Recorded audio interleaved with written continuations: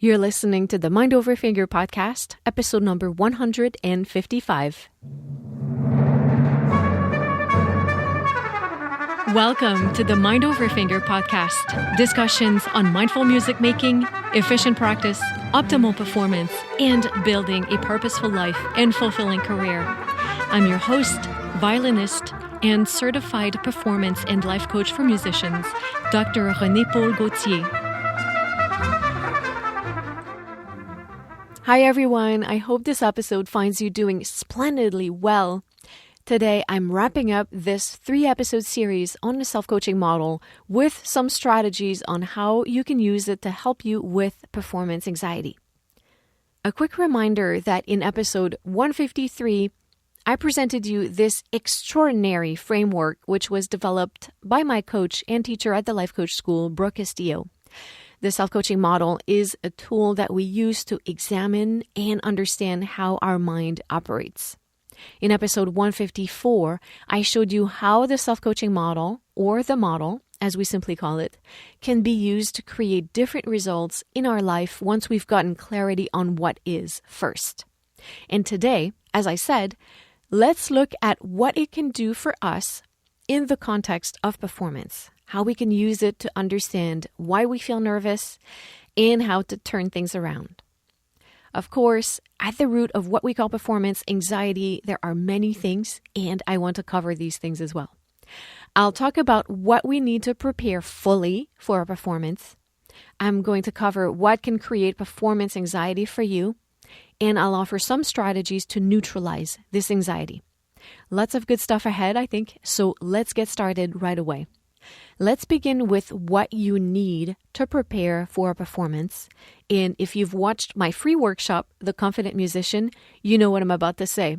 If you have not watched it, go to mindoverfinger.com/resources right away and download it. It's free and it's full of great information for you. So in a nutshell, what you need are 3 things, and these are the 3 core pillars of the Mind Over Finger Peak Performance System. You need thorough preparation, proper conditioning, and mind management. Let's talk about preparation. Preparation is everything you do when you practice to learn a piece, from reading it to the first time to being able to technically and artistically play it. Learning the notes, picking your fingerings, building it to tempo, using all sorts of different drills, studying the score, listening to a bunch of recordings, making artistic decisions, all of this. That's the bedrock foundation. You cannot bypass this pillar. If you don't learn the piece well, it's going to show in the performance for sure. So to make it clear, preparation is an essential pillar. The issue is that most people stop there. They practice, and as the performance approaches and they get more nervous, they practice some more, and they just keep on practicing. Always in problem-solving mode, very rarely in performance state. But if you never leave the practice mode, it's not going to be easy for you to enter the performance state on purpose for the performance. You need the other 2 pillars to perform at your best. The second pillar is conditioning. What that means in my world is anything you do to replicate the performance situations in the practice room and condition yourself for those situations. What I'm talking about here is to seek opportunities to channel your performance state over and over before the actual performance. This is where you train your body and your mind to perform. We do this with visualization, mock performances, lessons, coachings, adversity training, anything where you make yourself experience the conditions you're going to face on stage on purpose so that you get familiar and comfortable with those conditions. The thing about the second pillar is that some people do venture in that area, but I'm telling you, most people don't do it nearly enough. It's sort of this wishful thinking that you hope you're going to feel on stage the same way you feel in the practice room. But it's the opposite. you need to make yourself feel the same way you're going to feel on stage in the practice room on purpose over and over again.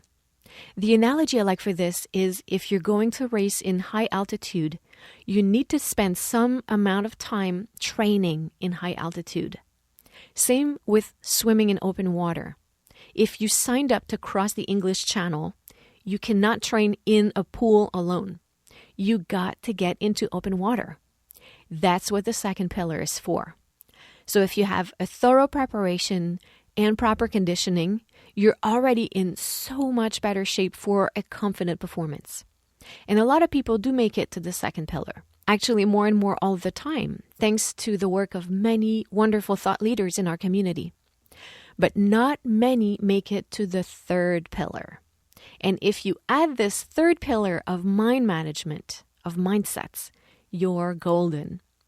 So mind management is where, the term explains it, you manage your mind. For me, that involves any activity where I spend some time nurturing my thoughts, my emotions, and my mental health. I work with coaches, I meditate, I do yoga, and I monitor my mind through self-coaching using the model I've been introducing you to in these 3 episodes. Now, one thing I want you to notice is how powerful this third pillar is going to be in influencing the other 2. Think about how different both your practice and the things you do to condition will be when you manage your mind, when you understand it, when you guide it with patience, curiosity, love, and self-compassion. It's easy to see the difference. Think about the kind of practice you have when you're anxious, angry, and overwhelmed. If this is how you feel when you practice and condition, this is what you're practicing to feel like in the performance. When I take time to manage my mind, my thoughts, and my emotions, everything else is positively impacted.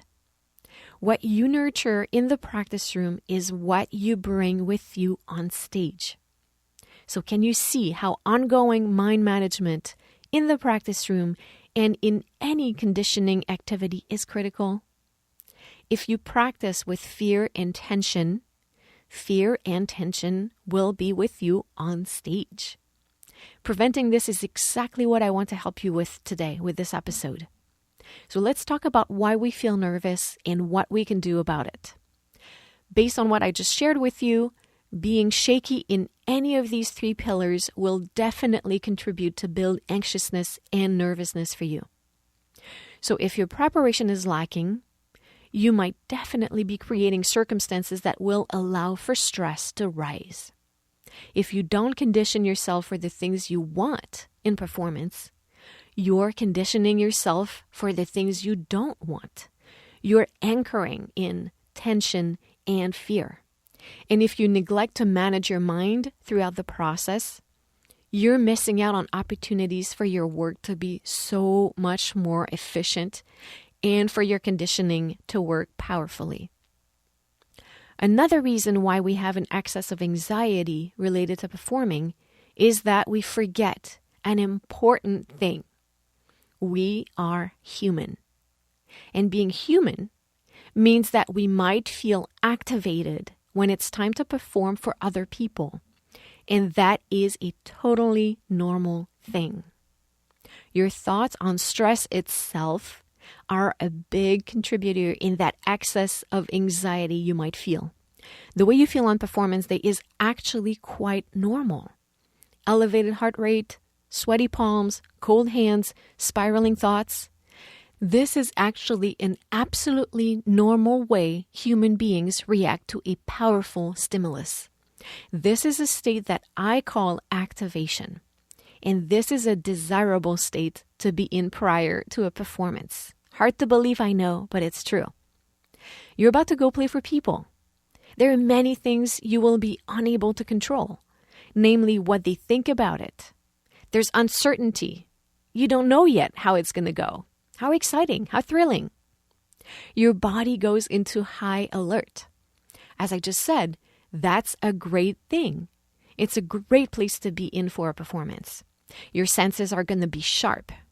Your nervous system is ready to receive all the information around you. Your pupils dilate so you can see better. Your heart is pumping all this blood because your brain wants more oxygen, so it makes you breathe faster. There's a lot of adrenaline and cortisol pumping through your veins. So when you go on stage, that state of activation will give you energy. This is what happens. This is how a human responds to a stimulus of that nature. You're activated. But because we don't feel like this all the time, we think something went wrong. By the way, this is why we condition and do adversity training in our second pillar, to get familiar and comfortable with those physical sensations. When you interpret this as anxiety and you attach to it a negative meaning, your response to the state of activation becomes disproportionate. If you've listened to episode 153 and 54, you now know that your thoughts create your feelings fuel your actions, and your actions create your results. So if your thoughts about this absolutely normal way your body reacts to the stimulus of having to play in public are, something's gone wrong, I shouldn't feel this way, you're now adding worry into the mix. And it's easy to see the things you do when you worry. You overthink, you ruminate on even more negative thoughts, you tense up your body, you psych yourself out, and you build more and more anxiety as a result. So the one thing that you want to do is to reframe the way you feel prior to a performance, from translating those normal physical symptoms of arousal from anxiousness to activation. Those physiological signs, your racing heart, your sweaty palms, those butterflies in your stomach, reframe those as activation or excitement or anticipation, whatever works for you. And this way, you stay in that hyperarousal zone, but you're not trying to fight your automatic physiological processes. Instead, you do this mental reframe from negative to positive. You free up mental space for you to pick the thought you want to spend time thinking instead of worrying about anxiety itself.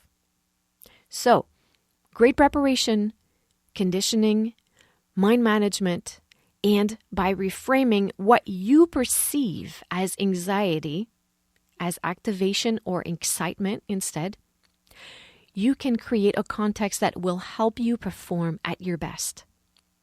And as I mentioned above, mind management throughout is extremely powerful. So I want to go through some examples of how you can use the self-coaching model throughout the entire preparation process. And you know, I created a handout for you. So go to mindoverfinger.com/resources to download it. Also, make sure to catch up episode 153 and 154 to understand better how the model works. A great way to do this is to monitor how you feel regularly. While you practice, have a keen awareness of how you're feeling. Catch those emotions. Frustration, despair, overwhelm. Investigate them. Put them in the model. Find the thoughts that are making you feel this way and examine them. Notice what you do when you feel this way and the results that's creating for you. Those negative thoughts, they feel true to us. They feel like facts. But when we look, we can always find a thought that could be equally true, but would be so much more helpful and supportive. I'll give you an example from my life that happened just this week, actually. I was in the middle of a practice session working on something very difficult, and I felt so angry. I was just having the worst of times, and I caught myself in that moment. I realized the state I was in and that it was not helpful and that I had the ability to change that. I have the tools to change it. So I did a quick model in my head this time, but I encourage you to do it on paper. I realized that I was angry because I was thinking that I was never going to get it. It's too fast. You're never going to get it. In my head, it sounded as though I was stating a fact. because I thought and believed this. You're never going to get it. So I was angry. From feeling angry, I was very tense. I wasn't using the fundamentals of good playing. I had really bad posture. I was really inefficient in my problem solving. Because I was so blinded by my anger, the result that I was creating for myself is that there wasn't any tangible progress happening any fast, which was proving my thought, you're never going to get it. Our brain is smart, my friends. It never wants to be wrong.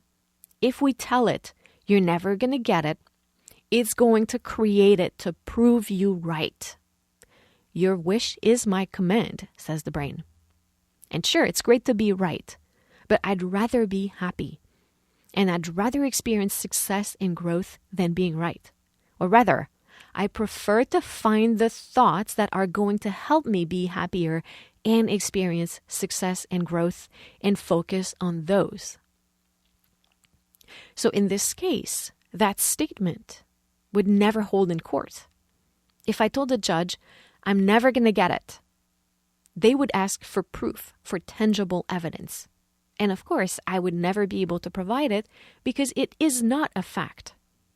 Now remember, I told you that when you decide to choose a new thought, it also needs to resonate as true. Otherwise, it's not going to work for you. In this case, I can't go from thinking, I'm never going to get it, to I'm going to get it today. But it could be totally possible for me to eventually get it at some point. So a valid thought would be, I will get it at some point. But it's kind of annoying not to know when I'm going to get it. So the thought that I actually went with was, it gets better every minute. And that really did it for me. Because I believed that it was possible that it could get better every minute, I felt calm.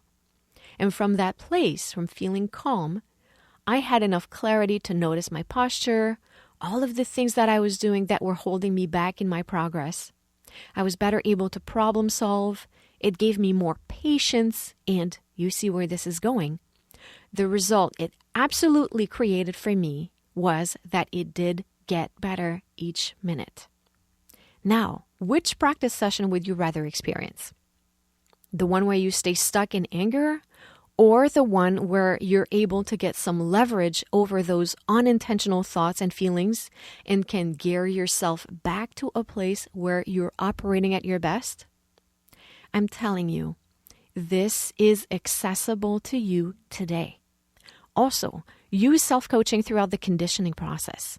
Playing mock performances, recording yourself, doing adversity training, those things don't feel good most of the time. That's why most people don't do it nearly enough. Coach yourself throughout the conditioning process. What thoughts would make you more likely to do it and make your motivation and your stamina sustainable throughout? Here's a few good ones for you. This is good for me. This makes me strong. It's normal for it to feel this way. The more I allow myself to experience this, the more comfortable I will be with it. I can learn to play my best with a beating heart, or cold hands, or sweaty palms, whatever physiological response you get. And at different stages of the preparation process, your thoughts are going to start to look different, but it's the same process. You remember my example from episode 154, where I was able to self-coach myself right before a performance. So you see how that works. Monitor your thoughts as the performance approaches. Which thoughts are you nurturing? Which ones are you letting roam free in your brain? Catch those. Observe them. If you're thinking things like, I'll never be ready, it's not good enough, I suck, what feelings do you think will come from this? What actions will you take from these feelings? And what results are you going to get? Take some time to reflect on the thoughts that resonate as true for you, but would actually support you. Generate feelings that motivate and fuel you to take the actions that will create the results you want. Brainstorm on what those thoughts could be, and here are a few examples to get you started. Every day it's getting better.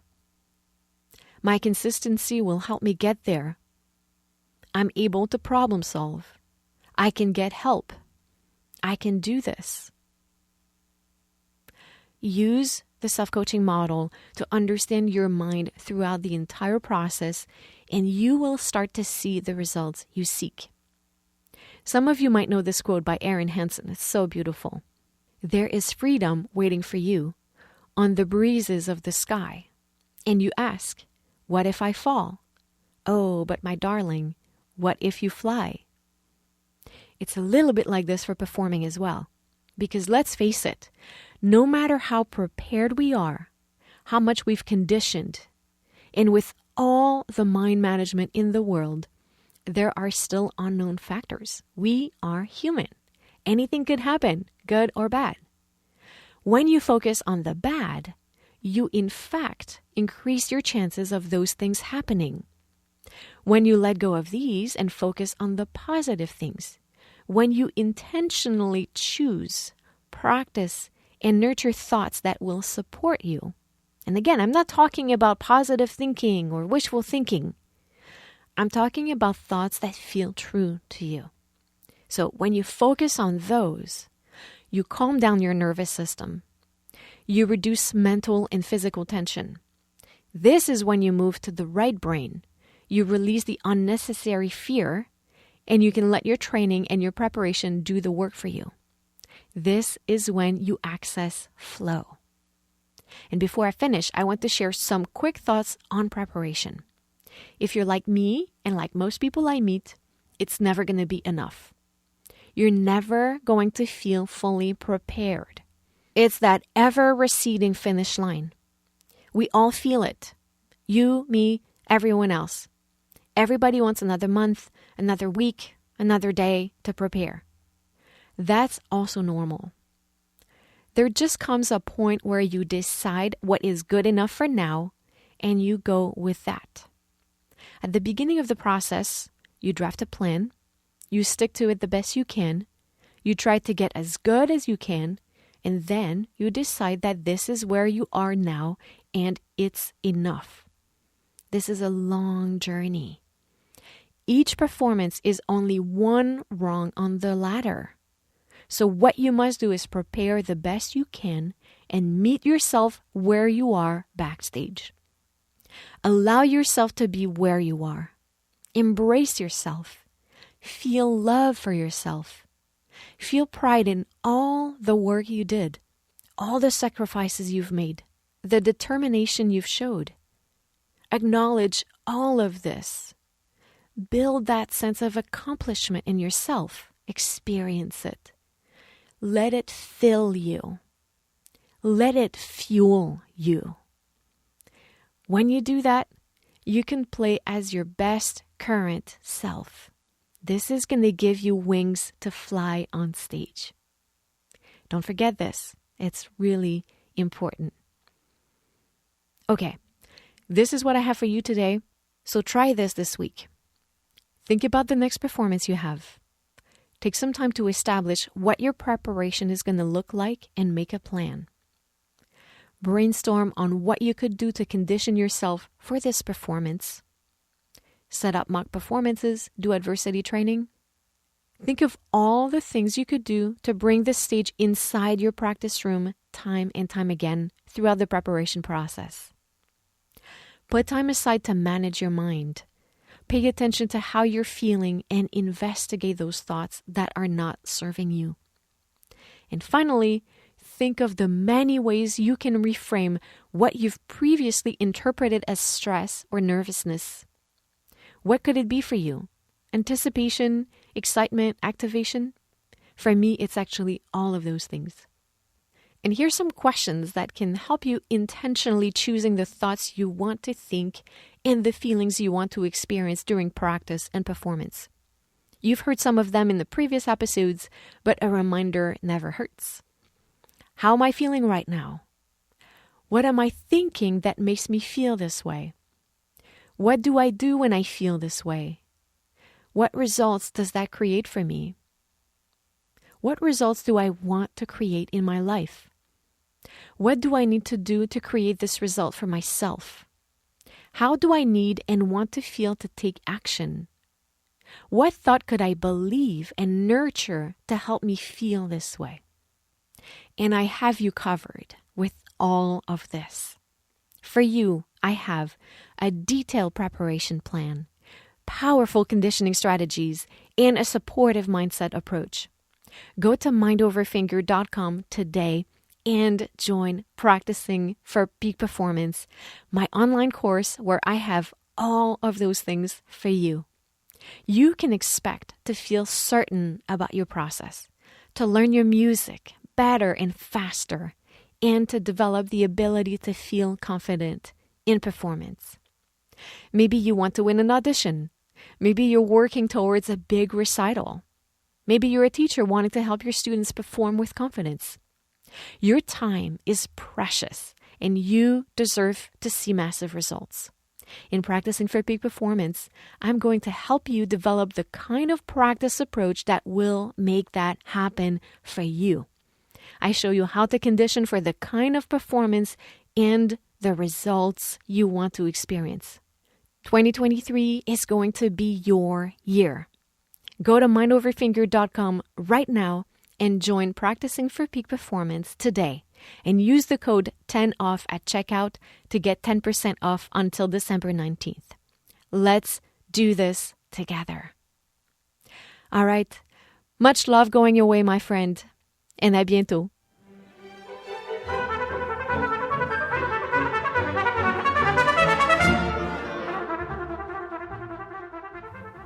Thank you guys so much for listening. I hope you enjoyed this episode of the Mind Over Finger podcast. If this content was helpful for you, please share with everyone you think could benefit from it. Take a screenshot, share on social media, and tag me. I'm Mind Over Finger everywhere. So reach out, send me a DM, and let me know how this content helped you. Let's keep the conversation going. As always, I have all the information related to this episode in the show notes. You can find them via your podcast app or by visiting mindoverfinger.com, where you can also find more free resources on efficient practice and performance preparation, links to sign up to my free workshops, and information on how to work with me.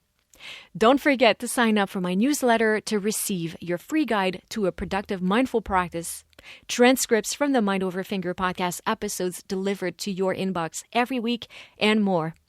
Also, join the Mind Over Finger Facebook community, my private group, for access to my live videos and to exchange with a community of like-minded musicians.